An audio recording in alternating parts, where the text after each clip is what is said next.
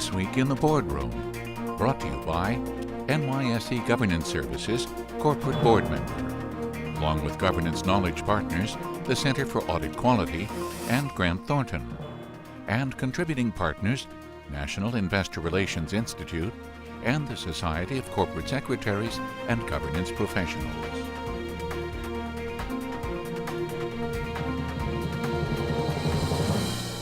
Welcome to this edition of This Week in the Boardroom. I'm TK Kerstetter, Chairman of the NYSE Governance Services Corporate Board Member. It's my pleasure to welcome you to the show today. We are going to take a look at shareholder activism, which is something that all companies have to face these days.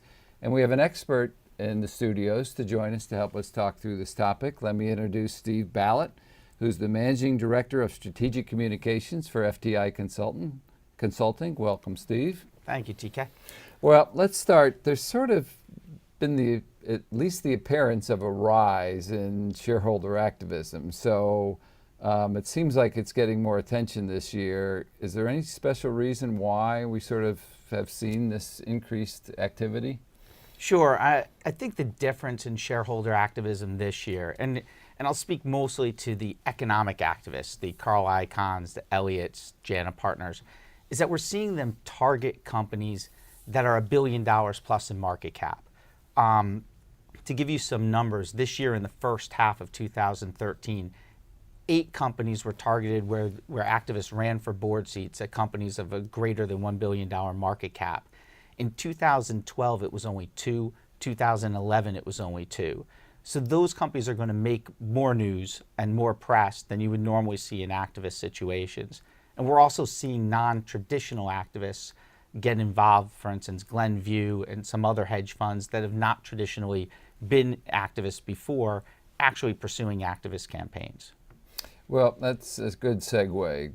Let's, for the audience, sort of describe who are shareholder activists. You know, you just mentioned hedge funds. Is it pension funds, proxy advisors? Sort of give the gamut of who you would classify as shareholder activists. Sure. I kind of segment shareholder activists into 2 groups. One was the economic activists that I've just described, which are normally hedge funds, and they're looking for some economic event to happen at a company. Although we have had a melding this year of hedge funds and pension funds and Timken and a few others working together. But mostly hedge funds are in that economic category. And then you'll have your corporate governance activists, which are mostly pension funds, religious organizations, individuals, and unions.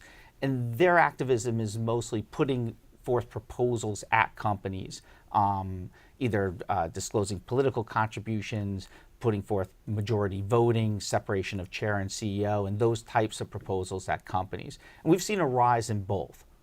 It's funny, the index funds seem to be getting more active than traditionally what you've seen. They've sort of pushed some of the governance stuff, but they were also in the Timken situation, weren't they? Yeah, well, I'll say that the institutional investors, which include the index funds, over the past 5 years, and some of them have been doing this for longer, have been taking a much more thoughtful approach to their voting policies, particularly when it comes to contested situations. And we're going to see more and more of that going forward.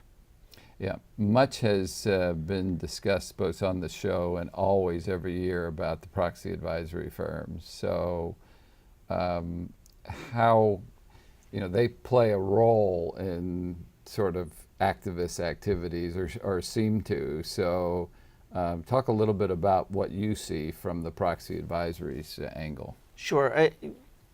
From the proxy advisory standpoint, most people want to know what is their influence in a given vote. And you have to, once again, kind of segment out what types of votes. So in corporate governance style of votes or compensation packages and say-on-pay votes, ISS and Glass Lewis still have a tremendous amount of influence.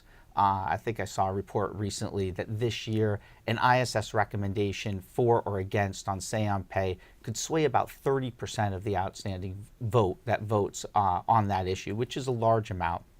However, when you get to certain specific proposals or contests, that number goes down tremendously.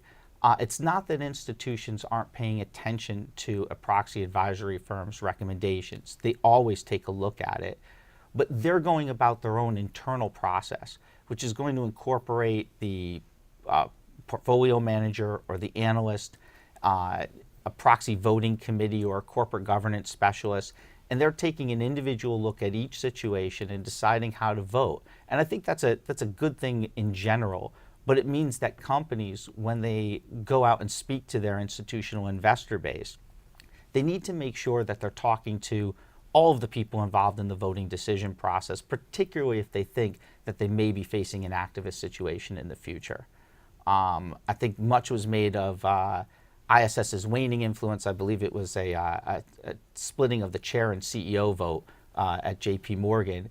That happens to be one of the corporate governance areas where ISS has less influence than most other corporate governance areas due to the various voting policies of certain mutual funds. Yeah. So I think a little bit more was made of it than was due. Well, and I can tell you that it wasn't that long ago where they really didn't care about splitting that as Right. long as there was a lead director. So I'm not Absolutely. sure. I'm not sure how much passion is really in that's evident sometimes, because that is a different situation for them that I think is more come lately than it was in the past. Right, So- and I think the most interesting thing that at least on Institutional Shareholder Services, ISS, what they're doing this year is they put forth a possible change in policy, which is out for comment, where if a majority of shareholders voting have voted for a proposal and the company has not implemented it, in the past, it would take 2 straight years of that or a majority of outstanding in order for ISS to possibly recommend against directors. The change in policy is that the very next year, ISS may recommend a withhold vote against directors if such a policy, which attained a majority vote, isn't implemented. And companies that have majority voting policies on their board really need to pay attention to that and to that change. Yeah. I wish more companies would respond to the invitation to comment on their guidelines each year. Yeah. In fact, they put those out to try and get comment, and I don't think enough people who we hear really have some very strong opinions take advantage of that opportunity to potentially sway that one way or the other. I'm not sure how much you can sway it, but I think it's a great opportunity, and companies should respond to that. Yeah, I think the proxy advisory firms are very open to communication with companies. And like you said, they have to take advantage of those windows of communication that the proxy advisory firms offer. Yeah, not so much during proxy season. It's tough to get a hold of anybody Right. at those places, but that's why it's so important, said it many times, about shareholder communication, that it's now a year-round process. Absolutely. There's proxy season and then there's the off season, and the off season is really where the work gets done. Right. So let's talk, when we talk about activists, what's the role of the board, since that's our primary audience here Right. today? What's the role of the board when the company is approached by an activist investor? Sure. I think each board handles it differently. What's most important is that the board has set up a policy or a procedure for that circumstance. We're seeing sometimes that the corporate governance nominating committee takes a lead role. Sometimes it's a specific group of directors on the board mixed with certain management members that are going to look at that and then report back to the board. The board needs to be involved in the process, not just management. And we're seeing that across the board. I mean, that's kind of how it's been. We're seeing it expanded a little bit. And the most important thing, once again, is that a process is in place. Many companies that thought they would never be the targets of activism have been this year. And so we're seeing boards now taking the steps to put those procedures in place so they're not caught off guard, so they know how to respond. I would concur that it's very important that they communicate to the directors the importance about the process.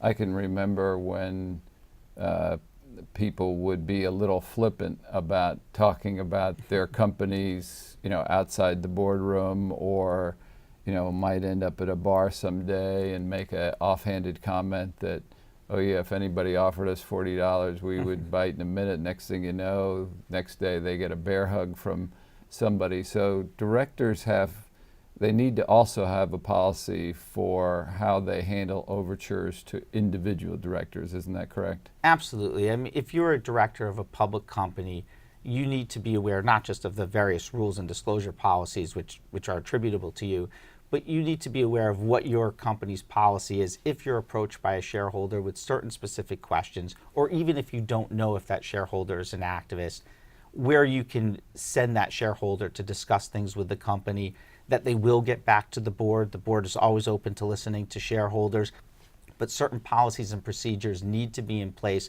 so that the communication is efficient and effective, and so that the board can meet and get back to that shareholder in a good communication with a efficient and effective story.